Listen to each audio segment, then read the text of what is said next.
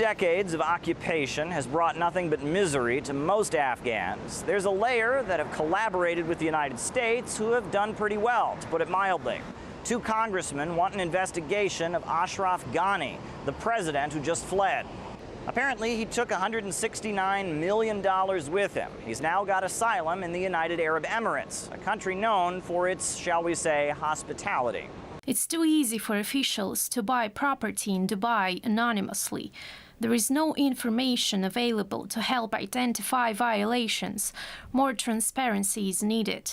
Afghanistan's former vice president, Ahmed Zia Massoud, allegedly flew to Dubai in 2009 with over $52 million in cash. He was eventually released without having to explain where the money came from. Many former Afghan officials have luxurious real estate in Dubai. The cost of an average apartment in Dubai is over $670,000. Meanwhile, the gross domestic product per person per year in Afghanistan for 2020 was less than 600.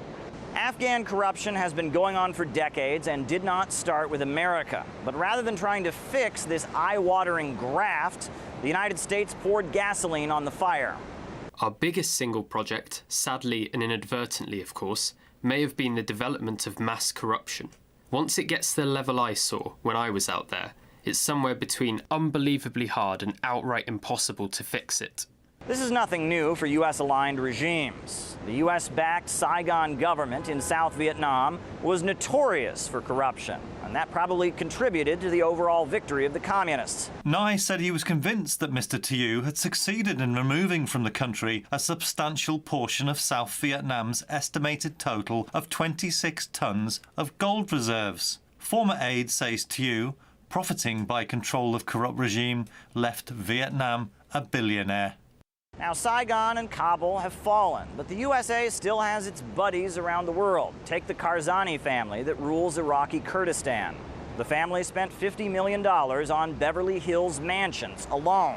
The Prime Minister of Iraqi Kurdistan, a member of the Karzai family, actually spent over $3 million in a Qatar casino in a single night. Now keep in mind that since 2014, the United States has sent over $3 billion in humanitarian aid. Looks like American taxpayers have been subsidizing lives of luxury for White House cronies across the planet.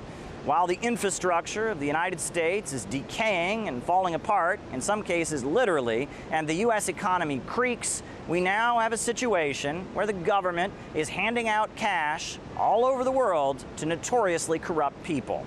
I think the investigations regarding corruption in Afghanistan and the American involvement in it should have started in 2002 when the Americans invaded and occupied Afghanistan, because they brought, in a way, corruption with them. Very ordinary people have become enormously rich. The previous warlords who were just commanders maybe or strongmen are now multimillionaires.